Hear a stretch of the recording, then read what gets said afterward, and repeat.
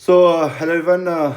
हम जैसा कि आपको पता है कि एंशियंट हिस्ट्री जो एनसीईआरटी की एंशियंट बुक है, एंशियंट हिस्ट्री की जो किताब है, चैप्टर 1 उसका डिस्कस कर रहे हैं और क्लास 11th की ये किताब है।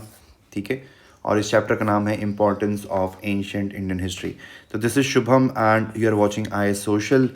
तो पिछले लेक्चर में हमने क्लासिफिकेशन ऑफ अर्ली हिस्ट्री देखा था, फिर कुछ बेसिक कंसेप्ट्स देखे थे कि किस तरीके से इंडियन हिस्ट्री को डिवाइड करते हैं, फेजेस क्या हैं। फिर इंडिया का नाम, इंडिया, आर्यव्रत, जम्मू द्वीप, ये सब क्यों पड़ा, ये सारे इंपॉर्टेंट और बहुत ही इंटरेस्टिंग चीज़ें हमने पिछले लेक्चर में डिस्कस की थी। अगर आपने पिछला लेक्चर नहीं देखा है तो उसको वहाँ पर जाकर जरूर देखें। चलिए, अब आगे बढ़ने से पहले थोड़ा सा एक बेसिक जो फैक्ट है अबाउट इंडियन लैंग्वेजेस। तो आज का जो टॉपिक है, आज की क्लास का जो मेन टॉपिक है, दैट इज़ लैंग्वेजेस। ठीक है। हिंदुस्तान में जो भाषाएं बोली जाती हैं उसके ऊपर आज का टॉपिक रहेगा, आज का डिस्कशन रहेगा। तो संस्कृत, अगर आप इवोल्यूशन ऑफ वेरियस लैंग्वेजेस देखें, यानी कि कौन से टाइम पीरियड में कौन सी भाषा बोली जाती थी, तो ये इसका बेसिक टाइमलाइन है। ध्यान रखेंगे, ये जो इवोल्यूशन मैं बता रहा हूँ ये नॉर्थ इंडिया के कंटेक्स्ट में बता रहा हूँ। ठीक है। साउथ इंडिया के कंटेक्स्ट में मैं नहीं बात कर रहा हूँ, ये नॉर्थ इंडिया के कंटेक्स्ट में। तो संस्कृत जो है, अगर आप देखें तो वैदिक पीरियड में, यानी कि 1500 बीसी से लेकर अगर आप देखें तो लगभग 600 बीसी तक, ठीक है, संस्कृत भाषा मेन बोलचाल की भाषा मानी जाती है। फिर दूसरी भाषा प्रकृत जिसको कहते हैं, जब महाजनपद के समय की शुरुआत हुई तो प्रकृत भाषा देश में सबसे ज़्यादा बोली जाने वाली भाषा बनकर उभरी। ठीक है। तो लगभग 600 बीसी से 100 एडी के बीच में 500 साल तक प्राकृत जो भाषा है, प्रकृत कोई एक भाषा नहीं है, प्रकृत एक जेनरिक टर्म है उन सारी भाषाओं के लिए, उन सारी नॉन संस्कृत भाषाओं के लिए जो इंसान नेचुरली बोलता था, यानी वर्नाकुलर लैंग्वेजेस के लिए। इसका नाम प्रकृत इसी वजह से पड़ा क्योंकि it comes out naturally. It was not some kind of academic language, but it was a common language which was spoken by the people. और ये एक कोई भाषा नहीं थी, it was collection of all the regional languages which were spoken, all regional non Sanskrit languages which were spoken by the people. फिर ये समय चला, मौर्य काल चला। फिर उसके बाद अगर आप देखें तो पोस्ट मॉडर्न पीरियड में, यानी 100 एडी से लेकर 1200 एडी के बीच में वापस संस्कृत का रिसर्जेंस होता है। ठीक है। वापस से संस्कृत का रिसर्जेंस होता है। फिर 1200 एडी से जब तक ब्रिटिशर्स नहीं आ जाते हैं तब तक पर्शियन भाषा रहेगी, और फिर ब्रिटिशर्स के आने के बाद English language will become the main language. तो चलिए एक बार टाइमलाइन बनाकर इसको फिर से समझ लेते हैं। तो एक तरीके से 1500 बीसी से लेकर 600 बीसी के बीच में संस्कृत, जो कि आर्यों की भाषा थी, आर्यंस बोलते थे, ये भाषा चली। फिर 600 बीसी से 100 एडी के बीच में प्राकृत भाषा मेन भाषा बनकर उभरी। और फिर 100 एडी के बाद से 1200 एडी का जो टाइम पीरियड है, 1200 एडी का जो टाइम पीरियड है, इसमें वापस से संस्कृत भाषा आप देखेंगे कि फिर से कॉमन हो जाएगी, क्योंकि गुप्ता जो राजा थे वो संस्कृत को पैटर्नाइज करते थे। चाहे शुंगाज हो, चाहे गुप्ताज हों, चाहे कुषाण रूलर्स हों, चालुक्याज हों, पल्लवाज हों, बहुत सारे अगर आप देखें, ठीक है, चालुक्याज, राष्ट्रकूटाज, ठीक है, पल्लवाज, ये सारे जितने भी थे इन्होंने संस्कृत भाषा को पैटर्नाइज किया। इस वजह से संस्कृत भाषा वापस से 100 एडी से 1200 के बीच में वापस से संस्कृत एक डोमिनेंट लैंग्वेज बन के उभरी। फिर 1200 एडी में पर्शियंस, यानी कि दिल्ली सल्तनत एस्टैब्लिश होती है, और लगभग 1200 से लेकर मुगलों के टाइम पे और दिल्ली सल्तनत के टाइम पे पर्शियन जो भाषा थी ये एक ऑफिशियल लैंग्वेज थी। ठीक है। जो फारसी भाषा है, it was the official language of Delhi सल्तनत as well as the Mughal dynasty. ठीक है। तो पर्शियन भाषा वापस से यहाँ पर आएगी, पर्शियन भाषा। फिर उसके बाद पर्शियन के बाद जब 1800 में वापस से जब जब ब्रिटिशर्स इंडिया में आएंगे, ठीक है, 1800 onwards when Britishers will come to India, now English will emerge as the most dominant language. ठीक है। तो this is the evolution of various languages in India. ये तो नॉर्थ इंडिया हो गया। अब बात करते हैं साउथ इंडिया में क्या हुआ। तो साउथ इंडिया में बेसिकली तमिल, कन्नड़, तेलुगु और मलयालम, ये 4 भाषाएं बोली जाती हैं। इनको द्रविडियन लैंग्वेजेस कहते हैं, ठीक है। द्रविडियन लैंग्वेज, आगे क्या होता है हम आगे डिस्कस करेंगे। तो इसमें जो सबसे पुरानी है वो है Tamil. Tamil 300 BC, earliest evidence जो तमिल का है 300 BC का है। फिर फिफ्थ सेंचुरी के टाइम पर कन्नड़ भाषा का जन्म होता है। फिर 6th सेंचुरी में उसके कुछ समय बाद तेलुगु का, और सबसे लेटेस्ट मलयालम। तो सबसे एंशंट है तमिल, सबसे यंगेस्ट है मलयालम। तो मलयालम भाषा अगर आप देखें तो बेसिकली ये तमिल और संस्कृत भाषा से बनी, और एक नई भाषा का जन्म हुआ मनी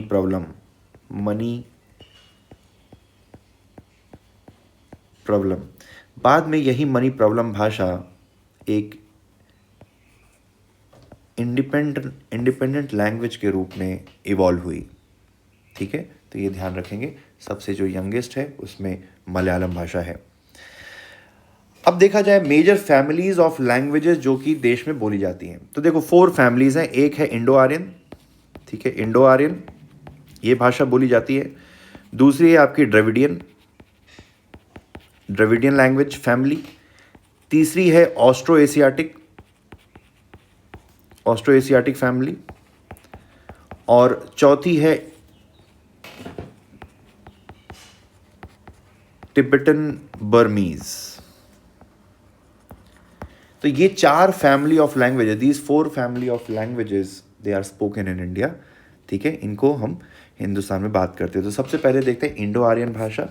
तो इंडो आर्यन भाषा अगर आप देखें तो नॉर्थ इंडिया में फेमस हुई इंडो गैंजेटिक प्लेन्स में, ठीक है, इंडो गैंजेटिक प्लेन में।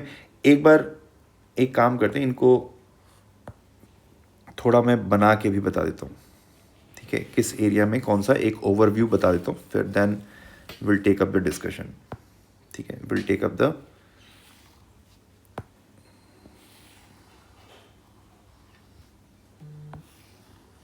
ठीक है। तो अगर इंडो आर्यन भाषा देखें तो ये वाला जो पूरा हिस्सा है, ठीक है, लगभग यहाँ तक ये जो पूरा एरिया है, यहाँ पर इंडो आर्यन भाषा बोली जाती है। फिर द्रविडियन भाषा जो है, ये वाला जो एरिया है, इन एरियाज़ में द्रविडियन फैमिली ऑफ लैंग्वेजेस बोली जाती है, द्रविडियन फैमिली ऑफ लैंग्वेजेस। फिर उसके बाद अगर आप ऑस्ट्रो एशियाटिक देखें तो ये वाली जो एरिया है, सेंट्रल इंडिया वाला जो एरिया है, झारखंड, छत्तीसगढ़, मध्य प्रदेश का कुछ हिस्सा, ठीक है, कुछ हिस्सा उड़ीसा का, तो इस एरिया में बोली जाती है ऑस्ट्रो एशियाटिक। इसमें बोली जाती है द्रविडियन, यहाँ पर बोली जाती है इंडो आर्यन। फिर ये लगभग ये वाला जो हिस्सा है, ठीक है, in this part generally Tibetan Burmese languages are spoken in this region. इस एरिया में बोलते हैं टिबेटन बर्मीज भाषा। तो ये 4 फैमिली ऑफ लैंग्वेजेस इंडिया में बोली जाती है। सबसे पहले इंडो आर्यन भाषा देखते हैं। तो इंडो आर्यन भाषा इंडो गैंजेटिक प्लेन, ठीक है, यानी कि इंडस और गंगा नदी का जो ये पूरा एरिया है, जो ऐसा मैंने बताया, यहाँ पर डोमिनेंट लैंग्वेज बन के उभरी। ये हिंदुस्तान का लार्जेस्ट लिंग्विस्टिक ग्रुप है, यानी कि लगभग 75 से 78% जो लोग हैं हिंदुस्तान के, वो इंडो आर्यन लैंग्वेजेस बोलते हैं। और देखा जाए तो इंडो आर्यन भाषा का जन्म प्राकृत और संस्कृत भाषा से हुआ, और इस भाषा में यूरोपियन और सेंट्रल एशियन लैंग्वेजेस में काफ़ी सिमिलरिटी देखने को मिलती है, क्योंकि आपको पता है कि सेंट्रल एशिया से आर्यंस माइग्रेट होके इंडिया में आए थे, ठीक है, सेंट्रल एशिया से माइग्रेट होके हिंदुस्तान आए थे।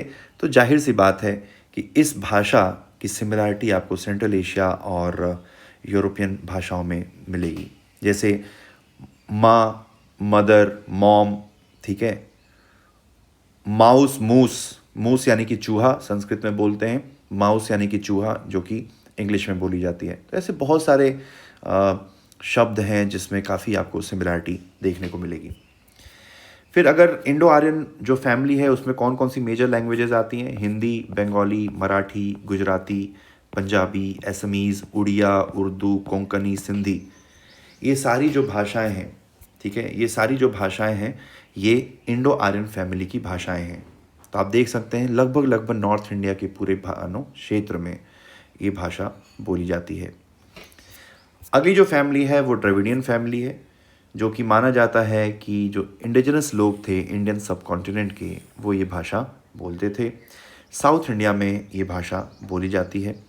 इसमें आते हैं आपके तमिल, तेलुगु, कन्नड़, मलयालम, तुलु, कोडावा, गोंडी, ठीक है। तो ये जो भाषाएं हैं ये द्रविडियन फैमिली में आती हैं।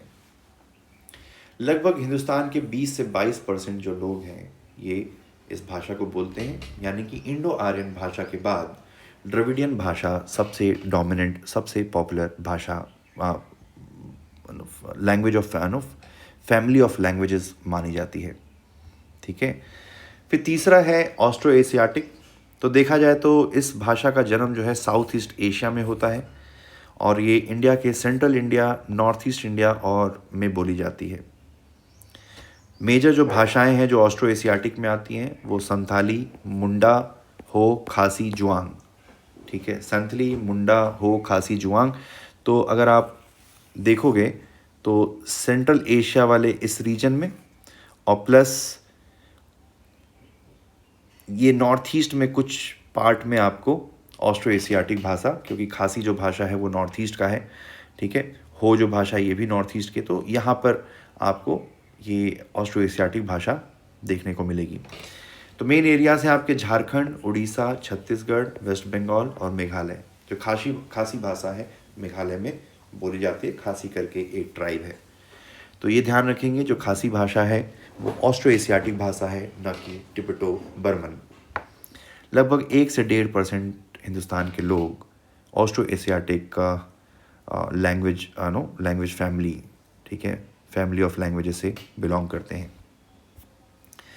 चौथी कैटेगरी आती है टिबेटो बर्मन भाषा का, जो कि नॉर्थ ईस्ट और हिमालयन बेल्ट में बोली जाती है, ठीक है। नॉर्थ ईस्ट और हिमालयन बेल्ट में, तो ये आपका नॉर्थ ईस्ट वाला रीजन हो गया, नॉर्थ ईस्ट, और ये हिमालयन बेल्ट ये में ये भाषा बोली जाती है। मेजर लैंग्वेजेस हैं बोडो, मणिपुरी जिसको मेती भाषा भी कहते हैं, नागा भाषा, मिज़ो, लेप्चा, ठीक है। These are the major languages belonging to Tibeto-Burman family of languages, ठीक है। और लगभग 1 से 1.25% जो लोग हैं हिंदुस्तान के वो टिबेटो बर्मन भाषा बोलते हैं, ठीक है। तो ये था चैप्टर नंबर 1 जिसको हमने 2 पार्ट में डिस्कस किया था। अगर आपको लेक्चर पसंद आया तो इसको लाइक करिएगा एंड कमेंट सेक्शन में अपना फीडबैक आप मेरे साथ शेयर कर सकते हैं। आपको कौन सी चीज़ अच्छी लगी, कौन सी चीज़ अच्छी नहीं लगी, आपको कोई सजेशन देना है या आपको किसी पर्टिकुलर टॉपिक पे, एंशिएंट मिडावल आर्ट एंड कल्चर के किसी पर्टिकुलर टॉपिक पे अगर आपको लेक्चर चाहिए तो आप कमेंट सेक्शन में आप मुझे बता सकते हैं। And also if you like this lecture तो try sharing with your friends who are preparing for UPSC and state services. So thanks for watching. Have a nice day. All the best.